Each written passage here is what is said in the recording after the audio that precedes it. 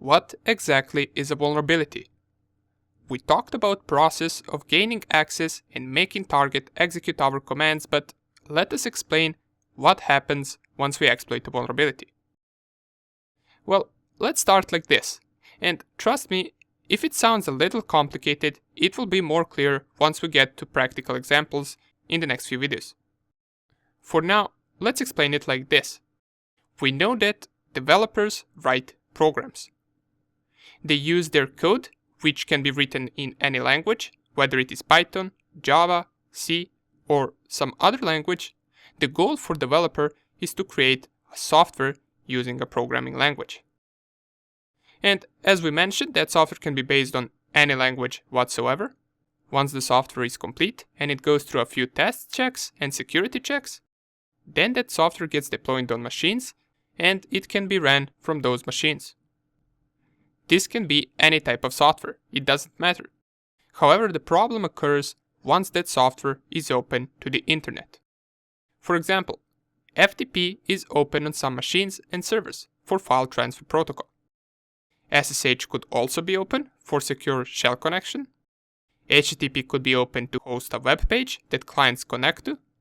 Basically, if your software is hosted on an open port, then it is also open for possible attacks from the outside. And as we already know that the software is consisted of code that developers wrote, problem occurs if that code is not well written, if it has some bugs. Now, it doesn't necessarily mean that if there is a bug that we can exploit the target, but sometimes those bugs can be critical, and the attacker could use that bug to make software act in a way that it is not intended to. That's called exploitable vulnerability. Usually once exploited, we drop a payload or a shell back, so we can control that machine and do what we want with it. Once a bug or vulnerability is discovered, it gets that name that we've seen for vulnerabilities in Nessus that starts with CVE, and then the year of when the vulnerability first occurred. A vulnerability that exists and has not been patched yet by the vendors is called 0 day. Usually as soon as critical 0 day is discovered, it gets patched almost immediately, but you will see examples of 0 days that were used for months before anyone found out about them. The most known recent one was in 2017, when the WannaCry ransomware occurred and infected a bunch of hospitals and police stations. It was based on an exploit called Eternal Blue, which was created and used by NSA. They never reported it and used it for their attacks until those exploits got stolen from them and got leaked. We will see in this course a lot of recent 0 days that are now patched. Some of them will even be as recent as just a few months ago. However, all of this makes sense if the target has a vulnerability. But remember, vulnerabilities don't always have to be of technical nature. Imagine a company with a bunch of networks, servers and machines, fully secured and also protected by the best firewall. No security holes, no vulnerabilities. We can't even scan the target to figure out its infrastructure because its protection is so good. Now, imagine an employee that works there. Let's call him John. And let's focus on John at the moment. John likes cars. He usually searches for car pictures and videos while working. One day he gets an email from a person that has email name exactly the same as his colleague. In that email, there is a car picture. He sees that the email is coming from his colleague, so he doesn't question it. Therefore, he opens that picture at work, and it indeed is a car picture. But little does he know, that email was us spoofing an email for him, so that at the first glance it looks like it comes from his colleague, and that picture opened a car image, but it also ran our malicious program in the background. What happens next? Now, John's work computer is infected, and he doesn't even know it. And from his computer, we can compromise the entire network and the entire inside of that company. Now, this is just an example, but stuff like this happens a lot. Matter of fact, most of the hacking that happens that you read about happens this way, and not by someone finding a 0 day vulnerability on a fully secured company. Remember, people are always the weakest spot. So if you can hack something through them, why would you bother trying to discover a technical vulnerability that might not even be there? In the next video, we're only left to talk briefly about shells and different types of shells that we want to drop once exploiting the target. After that, we are ready to get our hands dirty and start gaining access to our target machine. See you in the next video. Okay, we already talked a little about this and we mentioned some vulnerabilities before, but right now let's dive a little deeper and explain which vulnerabilities exist and also give a demonstration of one in the next video and how to prevent it. So in reality, battling against vulnerabilities is a battle on multiple fronts. Threat can come from anywhere and from anyone, and that's why there is a trust model in cybersecurity that is called zero trust. Essentially, it means to trust no one. Now, these vulnerabilities I decided to divide into two main categories. First one are software vulnerabilities, and of course this is a broad division, so we must divide it further down. Here are the most common software vulnerabilities. First one and most dangerous one is a zero-day vulnerability. We already mentioned it, and it is a vulnerability that has not been discovered yet and not patched. This type of a bug or a vulnerability is a constant threat to every organization that is on the internet. Another type that you will usually hear about are OWASP top 10 vulnerabilities. This is a set that developers should be introduced with and that should be applied for any web application security. If you're developing a web application, you should most likely be familiar with all of the top 10 OWASP vulnerabilities. These include injection type of vulnerabilities such as SQL injection, command injection, cross-site scripting attacks where JavaScript is injected into unsanitized user input. We also have broken access control attacks and many more. Usually, these vulnerabilities occur when user input is not well filtered, or they can also occur due to some type of misconfiguration in the application. Again, more about OWASP top 10 vulnerabilities you can check out inside ZTM Bug Bounty course. This leads us to another type of vulnerabilities which can occur from misconfigurations.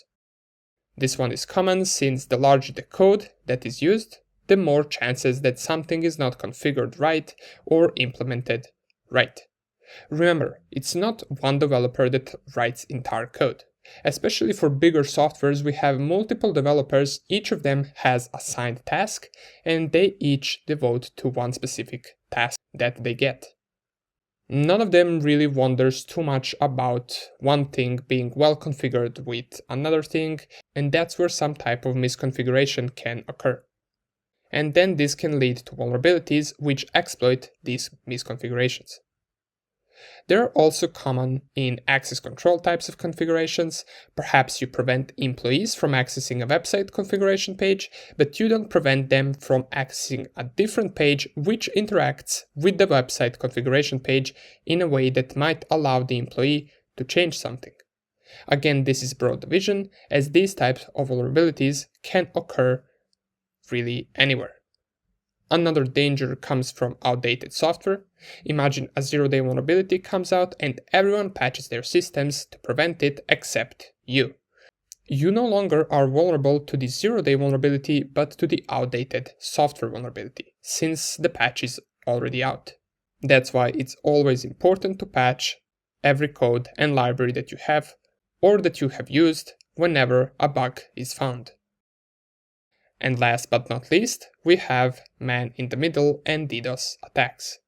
Man-in-the-middle attacks can be prevented by certain network security measures, which we will talk about in the network security section of the course, but what man-in-the-middle essentially allows you to do is sniff others' traffic on the network.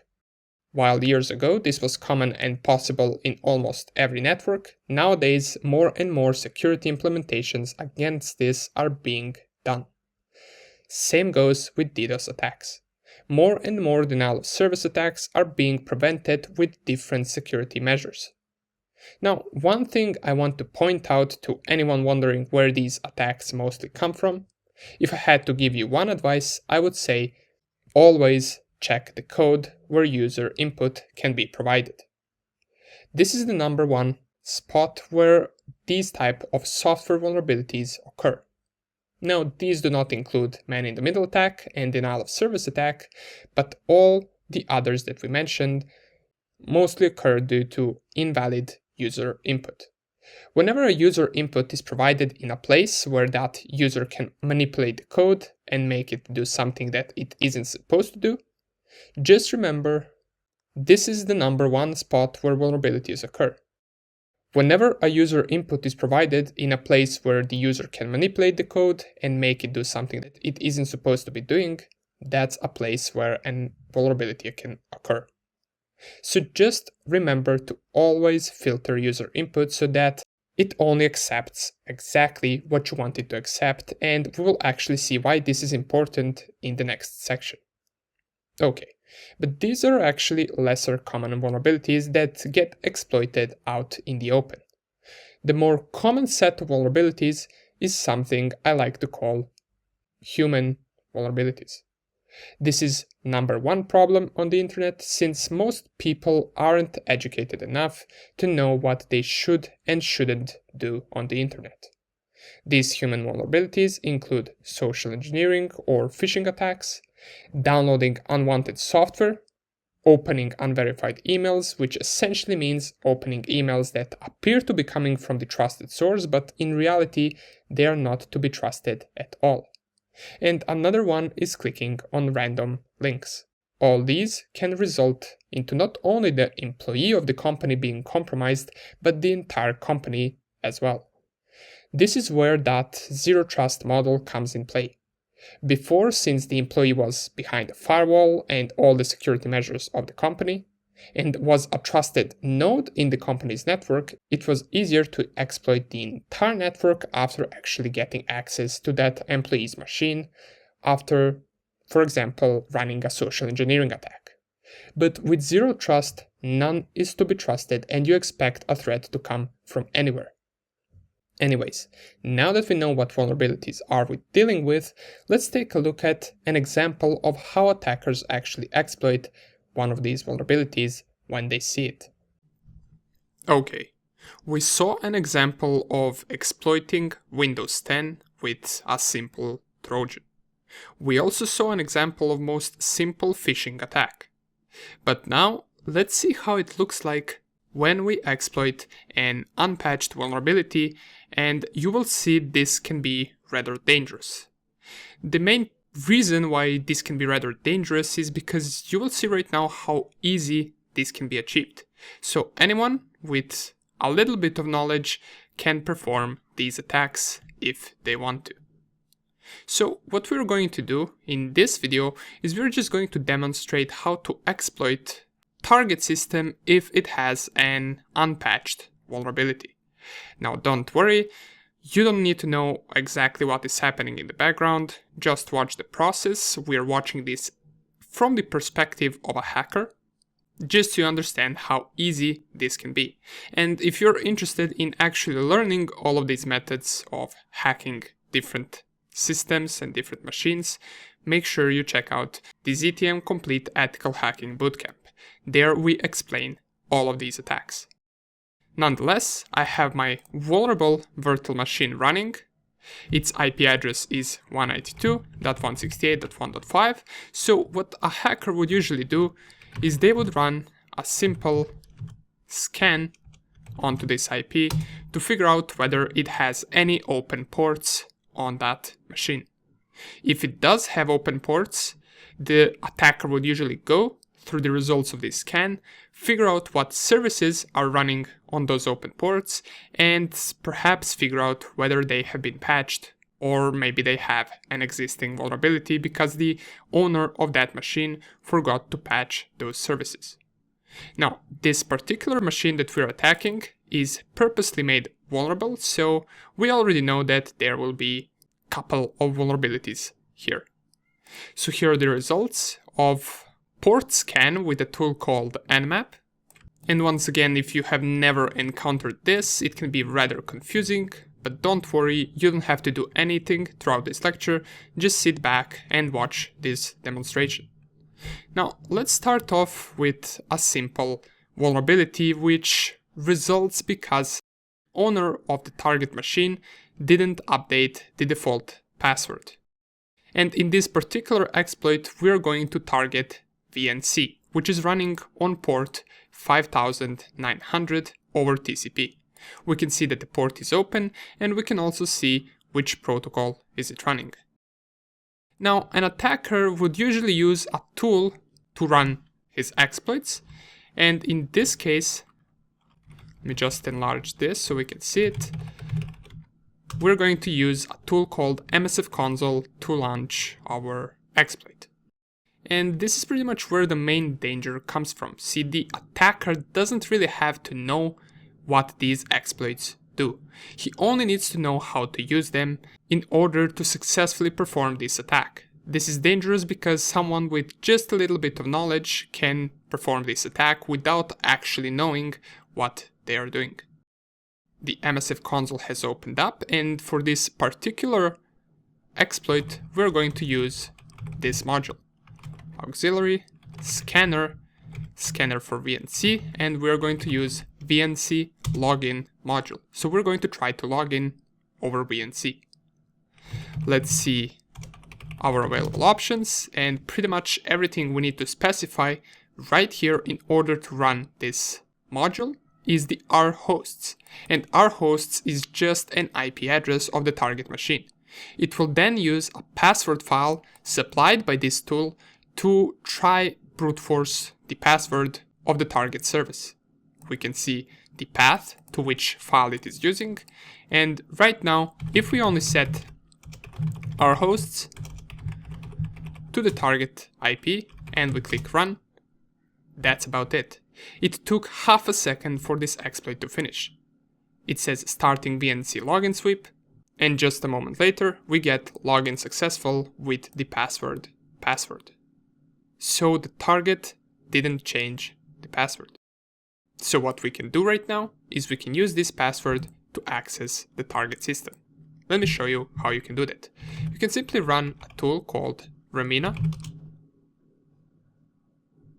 which will open this small window, and here all we have to do is select VNC, so not SSH, not RDP, we want to go VNC, and we're pretty much going to be able to get remote desktop on the target machine. We press IP, it asks for the password. We already know because of this module that the password is password. We press enter, and here is the terminal to the target machine. Now, it might be in a little smaller letters, so you might not be able to see it that easily, but this is pretty much a terminal on the target machine. If I run ifconfig, I can see the IP address of the target machine, which is 192.168.1.5.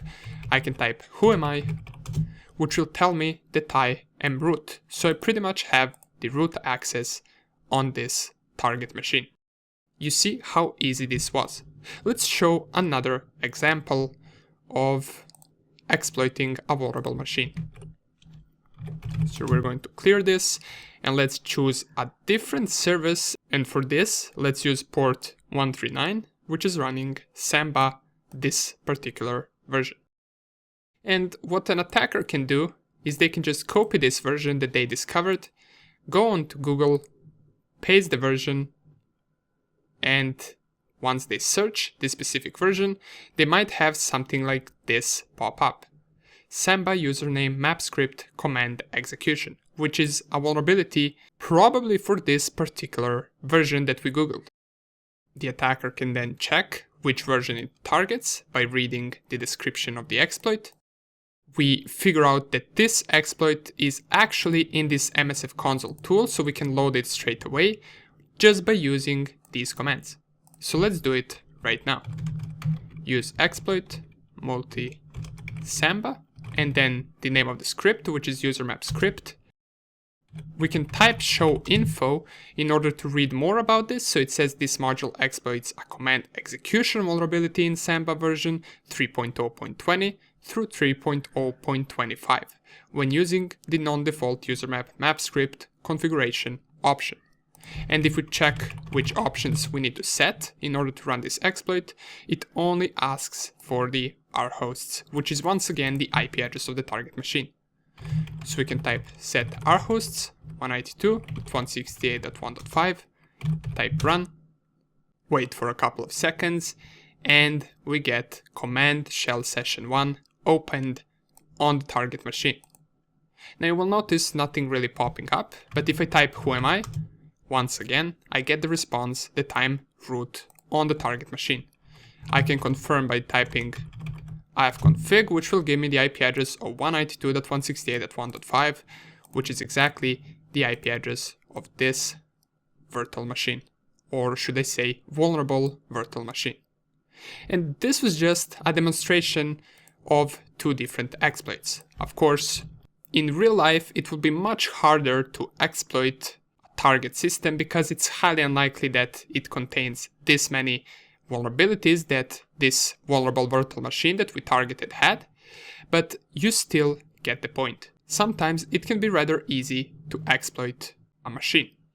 That's why it's important we learn how to protect ourselves against these types of vulnerabilities. So in the next lecture, let's talk about how we can prevent vulnerabilities. Okay, so we talked about different types of vulnerabilities, malwares, hackers, and all of that, and we also showed some simple examples of exploiting and unpatched vulnerabilities, examples of running phishing attacks, and examples of executing a simple malware on a Windows machine. But all of this wouldn't make much of a sense if we don't also talk about ways that we can prevent all of these.